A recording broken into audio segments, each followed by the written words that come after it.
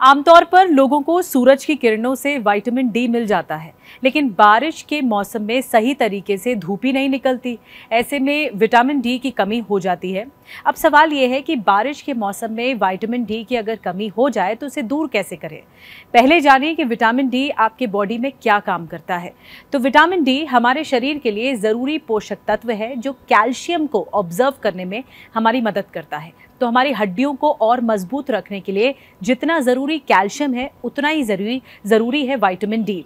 सिर्फ bone health के लिए ही नहीं बल्कि मसल्स और ब्रेन के लिए भी इस विटामिन को बहुत अहम माना गया है। विटामिन डी इम्यून सिस्टम के लिए भी बहुत ज़रूरी डोज है, लेकिन विटामिन डी की कमी कई बीमारियों का कारण भी बनती है। विटामिन डी दिल के चुस्त रखने को काम करता है, इसलिए जब आप एनर्जेटिक फील करते हैं, कार्डियो एक्सरसाइज ज़्यादा करते हैं, तो आपने ये महसूस किया होगा, देखा होगा कि आपको बहुत अच्छा फील होता है। इसका मतलब ये है कि आपका जो विटामिन डी है वो सही है।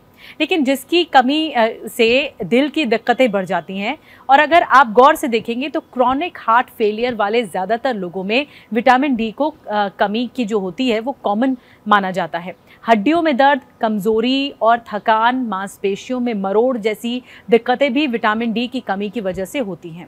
एक रिसर्च में ये भी कहा गया है कि जिनमें विटामिन डी की कमी होती है उनमें तनाव और डिप्रेशन की समस्या भी देखने को मिलती है। अब बात आती है क्या खाएं, क्योंकि अच्छी डाइट से आपका विटामिन डी अच्छा होगा। अगर आप नॉन वेजिटेरियन हैं तो फिश या फिश ऑयल, चिकन, अंडा, मीट खा सकते हैं, पर अगर आप वेजिटेरियन हैं तो चिकपी मतलब छोले या फिर राजमा, मखाने, मशरूम, अलसी, सूखे काले चने, गाय का दूध, पनीर या फिर दही विटामिन डी के लिए बहुत अच्छा है। पर कुछ विटामिन सप्लीमेंट्स भी लेते हैं, लेकिन डॉक्टर की सलाह इसमें ज़रूर लें। बारिश में आलस ज़्यादा आता है तो वर्कआउट अगर न कर रहे हों तो भी विटामिन डी को अपनी डाइट का हिस्सा ज़रूर बनाएं, बस इसे इग्नोर मत करिए।